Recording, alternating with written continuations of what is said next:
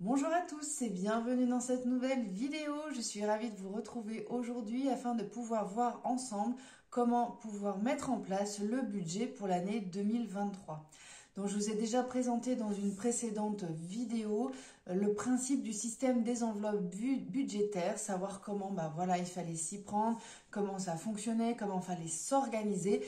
Et donc du coup je vous avais parlé qu'il fallait établir son budget. Donc on va voir de manière plus précise ensemble le cas pratique pour l'année 2023. Allez, écoutez, je vous emmène directement sur ma table, ce sera beaucoup plus pratique pour faire ça ensemble.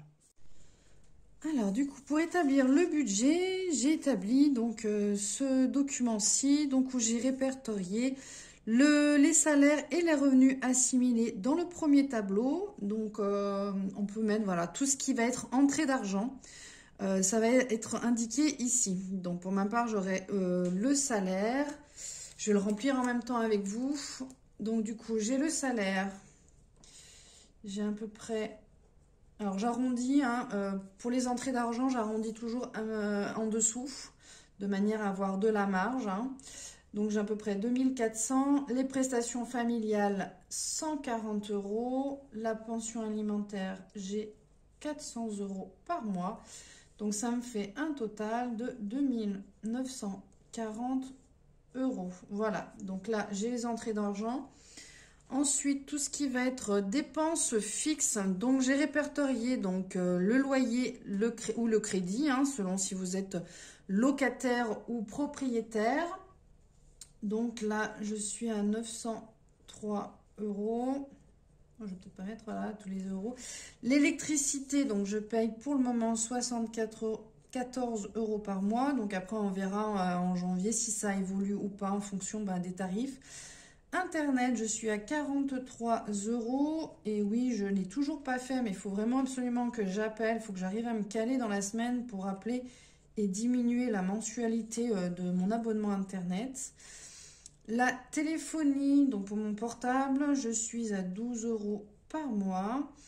La mutuelle, je suis pour moi et mes deux enfants à 84 €. Mes frais bancaires, j'ai arrondi au-dessus, donc 6 €. Oui, là, pour tout ce qui est dépenses, il faut arrondir un petit peu en dessus pour garder la marge, hein, les petits centimes et tout ça. C'est quand même plus pratique. Emprunt du véhicule, donc je dois être à 118 et des brouettes, donc 119 €.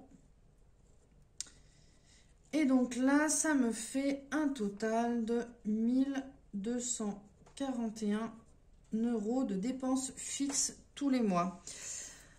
Ensuite, sur mon compte est programmée automatiquement tous les mois une épargne qui est placée sur des comptes en particulier. Donc du coup, cette épargne-ci, je vais la sortir de mon budget. Donc ça reste de l'épargne hein, dans tous les cas. Mais je vais, pour pouvoir faire le calcul de mes enveloppes budgétaires, savoir ce qui me reste, du coup, il va falloir que je sorte également ces montants-ci. Donc pour le PEL, j'ai 45 €.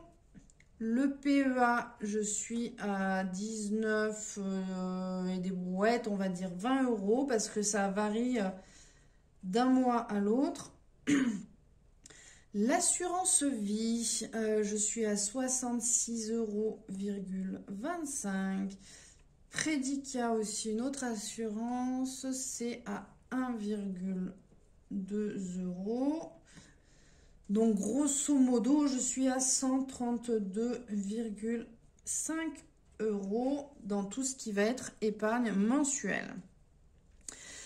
Il faut également prendre en compte tout ce qui va être les sorties, les dépenses annuelles, tout ce que vous allez payer une fois dans l'année. Donc ça, c'est vrai que souvent, on a tendance à les oublier. Donc, il faut bien penser à les mettre parce que du coup, on va les lisser sur l'année. Voilà, alors dans la majorité des cas, le plus souvent, d'office, on a tendance à les mensualiser justement pour faciliter le budget.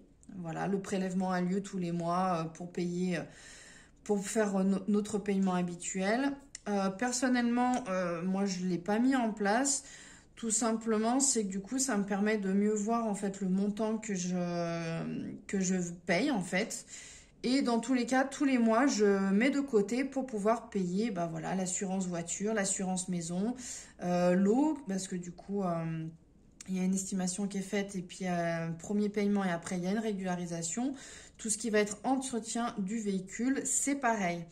Donc de ce côté-ci, je fais toujours ça. Alors du coup, on a l'assurance voiture. Donc l'assurance voiture, j'en ai à peu près pour 330 € pour l'année. Si j'arrondis en faisant par mois, donc bien entendu ce montant je le divise par 12, ça me fait 28 € par mois. Voilà. Pour l'assurance maison, j'ai 320 €. Donc ça me fait à peu près, en arrondissant, 27 € par mois. Pour l'eau, j'en ai eu pour 260 €. Ça me fait à peu près 22 € par mois. Et l'entretien de la voiture, je mets... Alors, je n'ai encore pas trop d'idées. Elle est assez récente quand même, mais bon voilà, je me suis fait surprendre l'été dernier. J'avais dû sortir 500 € par rapport à l'entretien du véhicule. J'ai été surprise parce que je ne m'attendais pas à un montant aussi élevé. Donc du coup, je me suis dit on va réitérer et je remets automatiquement 500 €. Je pense que ce sera certainement un peu moins, mais au moins, même si c'est un peu plus, au moins j'aurais déjà mis pas mal de côté. Donc du coup, ça fait à peu près du 42 € par mois.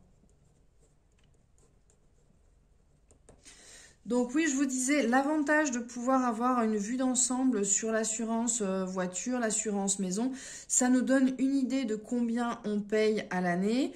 Et du coup, ça nous permet, pour moi, je trouve que c'est plus facile de pouvoir faire des comparaisons, pouvoir renégocier des contrats. On s'en rend mieux compte en fait du montant global que d'avoir des mensualités. C'est vrai que c'est pas forcément toujours évident. Donc du coup, c'est vrai que je préfère le faire à l'année comme ça. Et puis surtout, c'est que ça fait des frais en moins parce que forcément, quand on est prélevé tous les mois, même si en soi on est d'accord, il y a pas de... C'est la machine qui fonctionne, c'est pas une action humaine, la papier à l'ancienne. Il y a quand même des frais de gestion par rapport au dossier, par rapport au prélèvement bancaire, ça a des frais. Alors que là, si je fais un règlement, soit un prélèvement unique ou un virement ou un chèque ou autre, du coup, moi, ça me revient moins cher au final à l'année. Alors, ça revient à quelques euros, c'est pas énorme, mais mis bout à bout, ça prend quand même ses ampleurs. Donc là, ça me fait un total de 1410 €. Et si je fais le calcul par mois, j'arrondis, ça me fait 120 € par mois.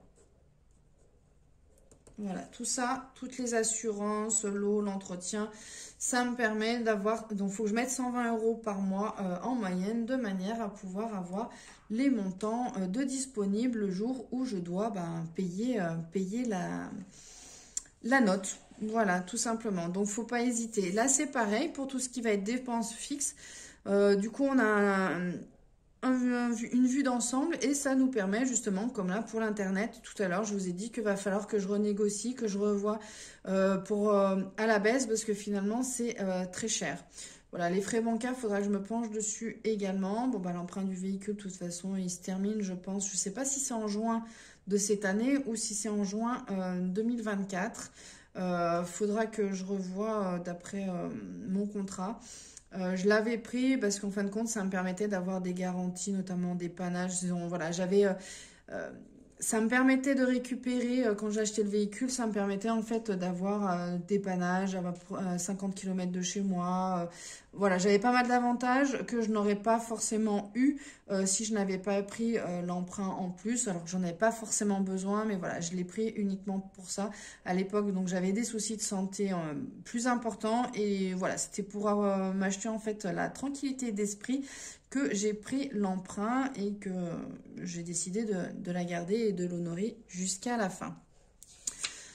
Donc voilà, tout ce qui va être, on va dire, fixe, que ce soit les revenus, donc on met toutes les entrées d'argent, les dépenses fixes, l'épargne mensuelle qu'on va mettre tous les mois de côté et qui est fixe, les dépenses annuelles prévues d'être mensualisées. Donc ça, voilà, tout est fixe. Ensuite, après, tous les mois, je prendrai, du coup, je ferai mes petits calculs de savant. Mais du coup, je vais devoir déduire d'autres dépenses, mais qui sont quand même prévues d'un mois sur l'autre. Par exemple, là, j'ai noté, j'ai la cantine des enfants. Je vais savoir, voilà, combien je vais payer d'un mois sur l'autre. Je sais aussi à peu près le montant de mes frais de garde par rapport aux enfants. Donc du coup, je pourrais déjà les reporter, soit parce que j'ai reçu la facture et que je dois la payer, soit parce que je dois anticiper, auquel cas c'est déjà calculé par l'organisme. Et donc du coup, je paye en avance, mais je sais du coup le montant que je dois payer ici. Donc voilà. Après, je n'ai pas noté, mais effectivement, je vais mettre de côté également tout ce que je touche au niveau de la pension alimentaire des enfants.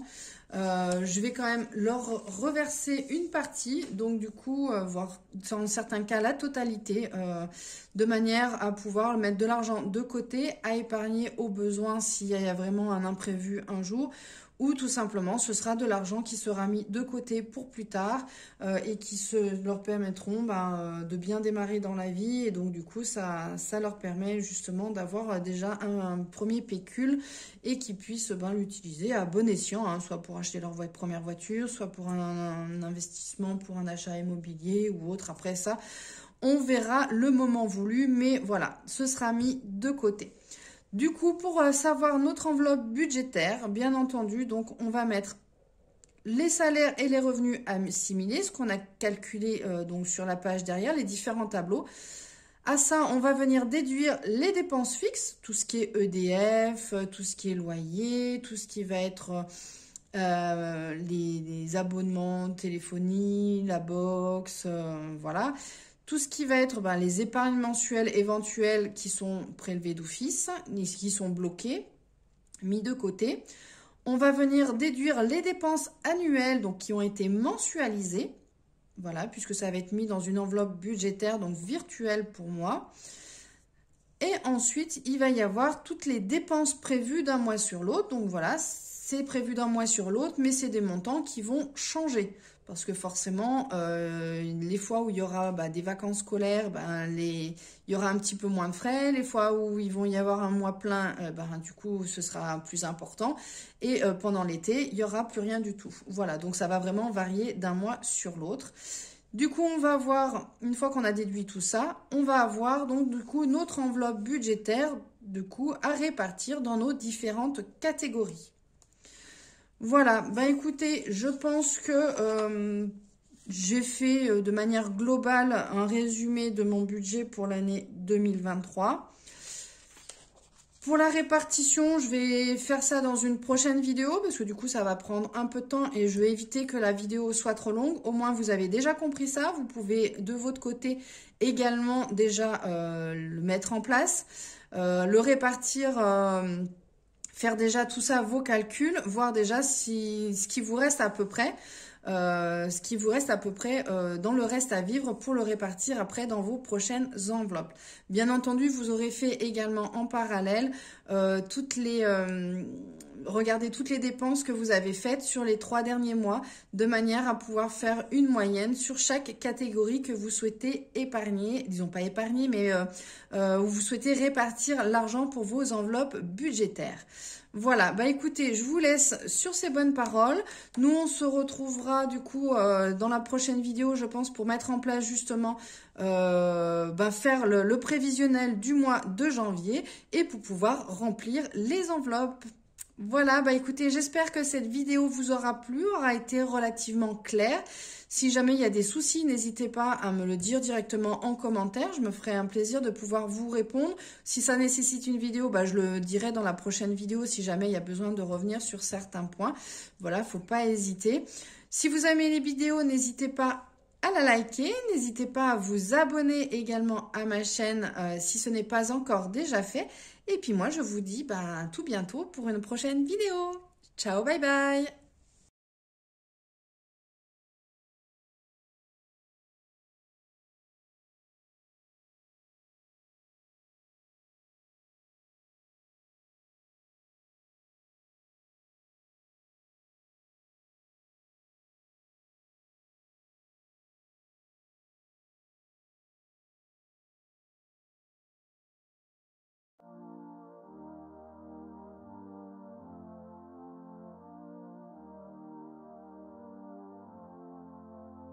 gonna lie.